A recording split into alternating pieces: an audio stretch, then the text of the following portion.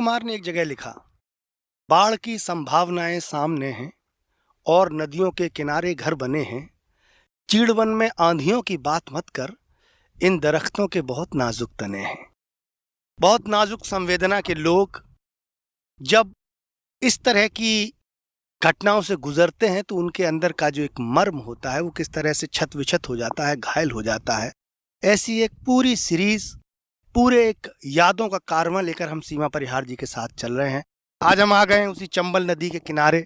जो चंबल नदी, ये मानी जाती है कि चंबल के बीहड़ का पोषण ये नदी करती है।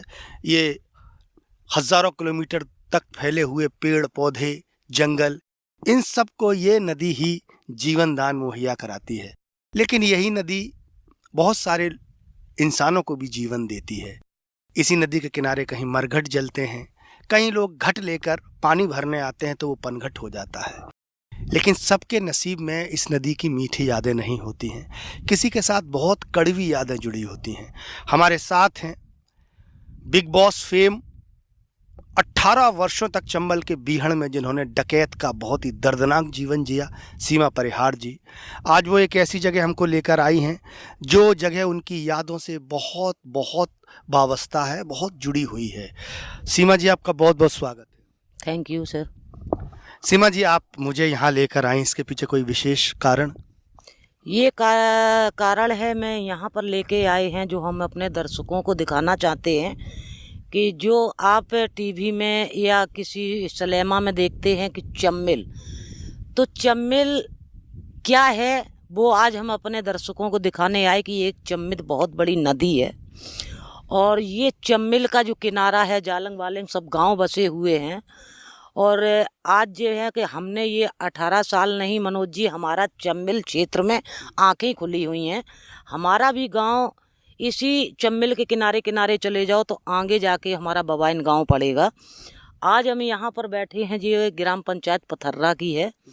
और वो जो दशक में जब मैं अपहरण हुआ था, जब हम एक बागी का जीवन काट रहे थे, तो ये आज सामने जो आपको दिखाई दे रही है चम्मिल नदी, ये हमारे सबके लिए बड़ा एक आसान थी और एक जीवन देती थी। क्यों देती थी कि इसका हमने पानी भी बहुत पिया है और नहाया भी बहुत है।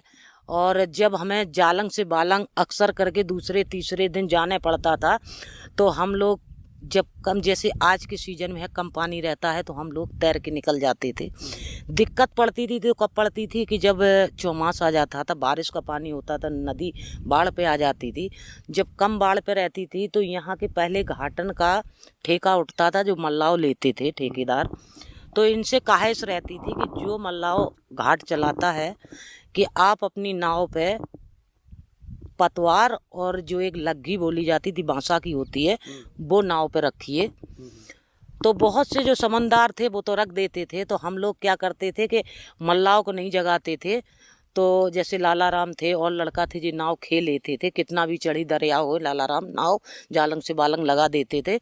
उसके बाद में तो हम जालंग से बालंग जैसे गए हैं, नाव बालंग है तो बालंग बांध देते थे। और जो आदमी पतवार नहीं रखता था और जिसकी अगर नाव हम ले गए, जैसे हमने कहीं से हरा बांसा काट लिया, बांसा के सहारे से हम बालंग तो उतर गए, तो फिर गुस्सा में नाव ढील देते थे। तो बह के कहूँ कालपी पकड़ी जाती थी, कहीं कहीं पकड़ी जाती थी, क्योंकि वो तो धार में जब बही चली गई वो तो दूर को भागेगी। तो जब ले आते थे 10 दिन 15 दिन में जब लेके आते थे, जब कहते थे हमारी किसी ने नाव ढील दी, तो बाद में उनको समझाते थे, उससे कह दो कि पतवार और लग्गी उसी में रखें करें तो नाव किसी की नहीं ढीलेंगे। तो आज हम अपने दर्शकों को दिखाने आए हैं कि वो चम्मिल नदी बस वही है जिसमें हमने 18 सालें गुजारी हैं। और हम आंखें भी हमारी इसी में खुली, क्योंकि चम्बल नदी का पानी मैंने बचपन से पिया हुआ है। चंबल नदी से जुड़ी हुई कोई मीठी सी याद या कोई कड़वी सी याद जिसे हमारे दर्शकों के साथ आप शेयर करना चाहती हो? देखिए, चम्बल का याद तो ऐसा है कि एक दफ़े पे हम जब चम्बल नहा रहे थे, ऐसे ही 4-5 बजे का टाइम था। 4-5 बजे सुबह की शाम के सुबह तो नहीं नहा सकते हैं, शाम के। तो मनोज जी, जैसे हम नहा रहे थे और नहाते में पुलिस आ गई थी, तो हमें जमुना के पानी में डुबकी लगा के बालंग उतरने पड़ा। पूरा गैंग हमारा दूसरी तरफ था और मैं दूसरे तरफ जाके भाग गई थी। जब ज़्यादा अंधेरा हो गया था तो फिर अकेले तैर के तब हम जापार निकले थे, तो हमें बहुत दूर पे जाके हमारा गैंग मिला था।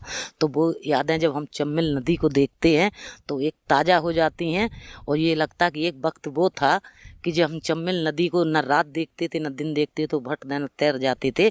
और जिस चंबल नदी में आज हम बैठे हैं इसमें इतना घड़ियाल है आज की डेट में कि हो सकता है कि किसी अबे मुर्दे को फेंक दो तो वह तुरंत वसूल जाएगा।